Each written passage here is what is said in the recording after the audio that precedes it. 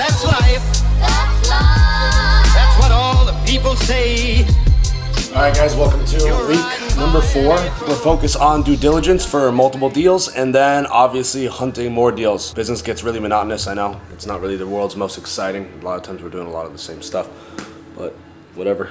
Closing's coming soon. So what's on the chopping block today is, as you know, last week we were dealing with the site tour of Lighthouse Oaks, the Lakeland property. Originally, the main point of that meeting was to meet the guy who maintains and manages the septic tanks there, try and get an idea about the condition of that septic tank sewer system. We weren't able to. Now, the guy who does do the maintenance on it, he's in the hospital. So what we're gonna do is the old property manager, he's gonna get us in touch with him because he was the one who previously managed the property and dealt with the septic in recent months. He was recently fired, now there's a new property manager that is also likely going to be fired and doesn't do a good job. Hopefully they can get just their head wrapped around the overall condition of the sewer system and the contract can move forward, but if not, we might be falling out of contract. We'll have to see how that goes. I'm about to hit this turn.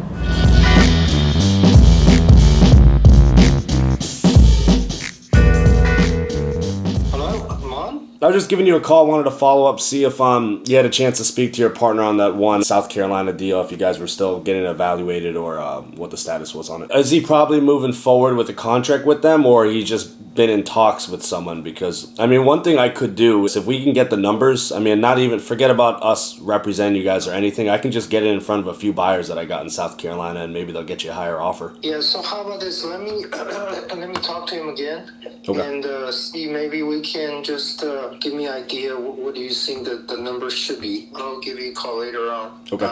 Today or tomorrow, probably. Okay. All right. Thanks. All right, no problem. Bye-bye. Yeah. All right. Question. Brainstorming about this info.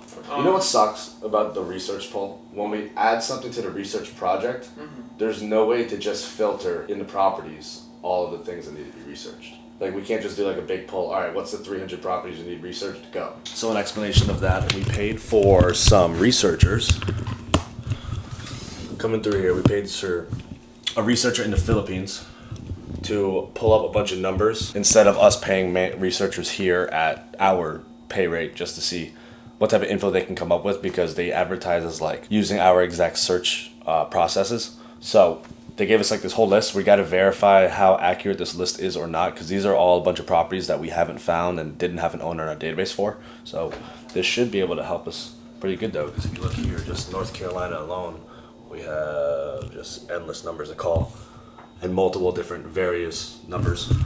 So hopefully these work out. Now, what are the numbers on there? So what they could be doing is using LexisNexis, because it's not a pay per poll, it's like a monthly payment. Yeah. So. Message RNK20. So we're verifying this seller stuff, and I'm pretty sure they're not using TLO like they claim that they are for the research. So we are verifying, and so far the verification is going very poorly. Same guy? Number? Yeah. 919. Oh, negative on the number? Yeah, it looks like it. Okay, so they got this second mobile number, but they don't have the first one. Alright, well they're definitely not using TLO, because they never have the top mobile number. Yeah. Alright, so these lists are all shit. Did they even have that number? Which one did you call? The 2129. Negative.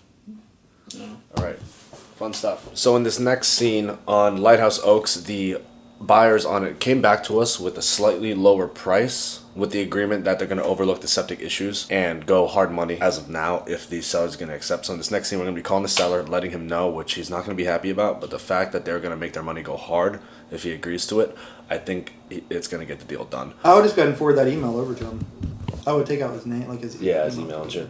Okay. It's going to cost $2,500 for him to have a septic company inspect it, and then... What's our fee on this 6%? So what if he It asks might us? be. What does he ask? What is it? 6 or 5? Do we know? It might be 8. Let me look. I mean, to say, hey man, listen, we've been trying to get in touch with the sewer guy.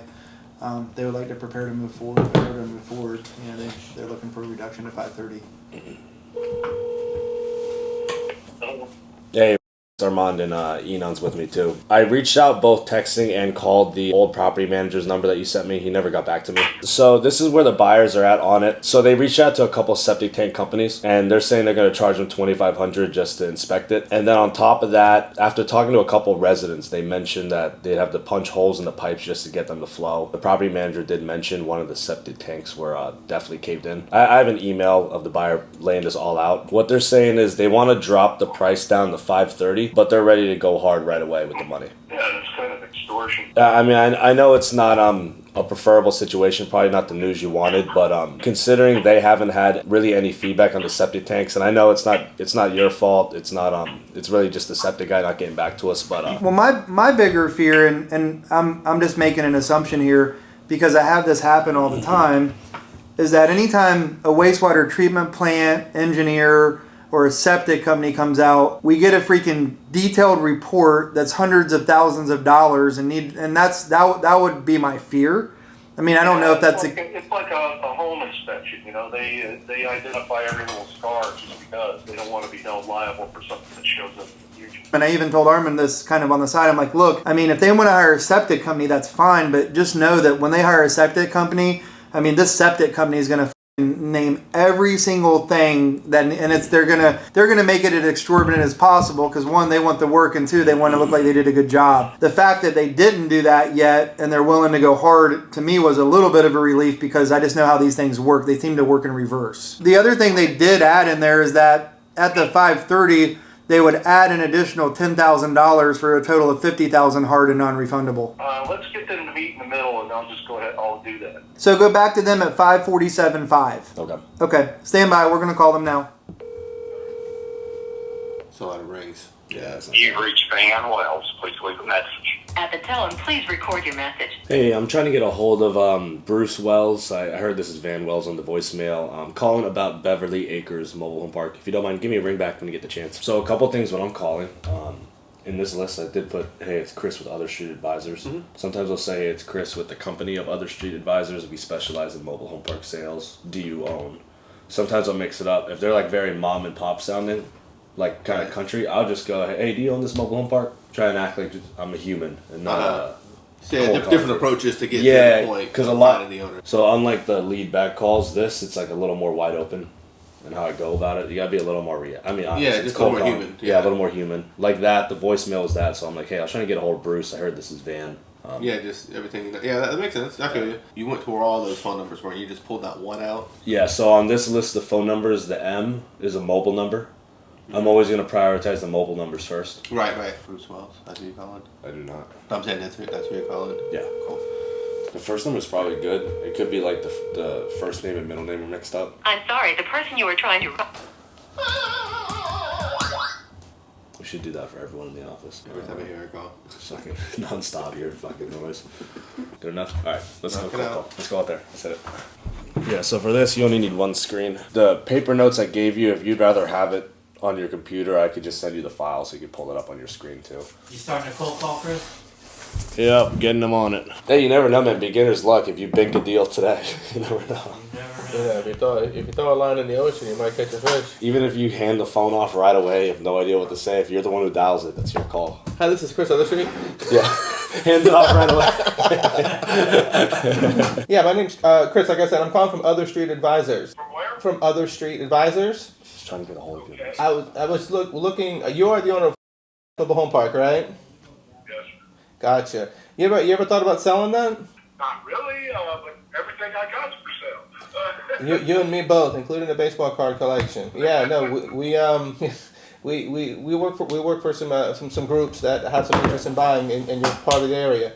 Oh, man. Hey, how's it going? Sorry, this is Armand with Other Streets. Chris is one of the new guys. We're trading him on cold calling. Yeah, we work with a few investment groups that are buying mobile home parks through Texas. Figure we'd reach out. Didn't know if you had any interest in selling Whispering Pines, or I know you mentioned that everything's for sale for a price. I mean, any idea what number that would be in your head? I think go north of 750, somewhere in there. Okay, how many occupied spaces do you got?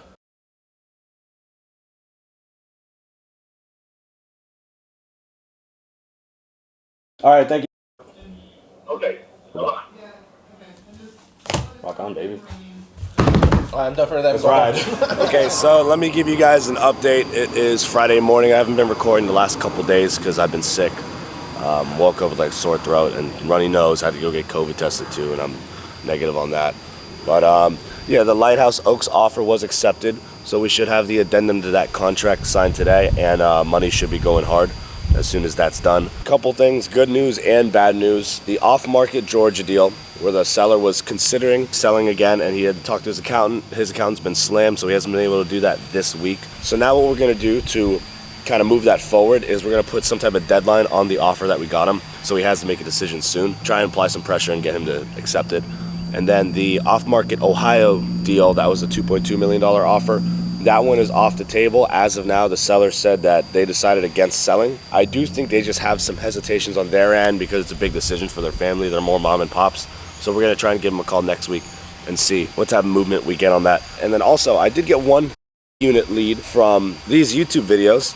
Thank you, Mr. Vincent. I'm not gonna say your last name for privacy reasons. He sent me financials on a park in South Carolina. Can't say the city or size, gotta keep that private. But yeah, he sent us numbers, we're underwriting that. I do know he has a few offers on the table, I believe. We'll see how that goes as far as whether we get a listing out of it, or at least he can give us some permission to show it to some groups.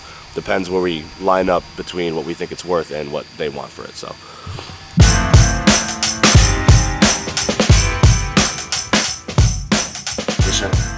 Yeah. Question. The YouTube lead. Okay. What's the update? Should I FaceTime Jim, see what questions we have, or do we not know yet? I finished it. I think he has to review it. Is there outstanding questions that you know right off the bat I need to ask the guy? I've got to look at it. I've been working on 2 other things. When I finish this, give me like 10 minutes to look it over. Okay. And then I'll let you know. Awesome. Yeah, my plan is figure out all the questions today, and then probably present Monday late afternoon. Okay. Mean that they're charging and just the rent roll just didn't pick up. The storage unit, I'll just ask this, is that actually a unit? I'm going to take a guess that it's a shed, but I will get that clarification. Cheyenne, back from Vegas. Yay. And one of the properties that I have under contract is called Riverbend Mobile Home Park in Eureka, Missouri. It does have like flooding issues, and the way we're going to get around that, or not necessarily get around it, but an easier infill to get around the flooding issues is to bring in RVs. But we got to make sure with the city that it's okay to bring in RVs. From our understanding, other parks have allowed it in the past, but we haven't gotten an exact answer. So I had a couple more specific questions about the zoning. Would I need to submit that with like an information request form, or can I do it over the phone? No, I mean, probably, I will try to help you now, but to go beyond this, I'm going to put you in there, planner's voicemail, Josh, and he'll have to get back with you Monday. Sure. You're not in today. Okay, that's fine. What are your questions? So the first one I have is, are they able to bring in new homes or RVs onto the vacant lots that are in the flood zone? Not RVs. So let me give you like some, sorry, to give you some insight of the situation. So about half the park's in a flood zone, and it's ranging anywhere from 2 to 4 feet below the floodplain. So we're wondering, is it okay if we bring in homes, assuming we had stilts that brought them to the correct height?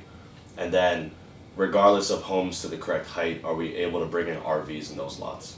No RVs with this zoning. You would have to go through another zoning hearing to get that done. You would have to rezone this or add a use to the plans residential. Okay guys, so that is the end of week, I believe this is week 5. Thank you guys for watching. I was super sick this week, so I wasn't able to record as much as I would have liked, but thank you guys for watching again. Don't forget, private Facebook group in the description below, where you can network with other like-minded mobile home park investors.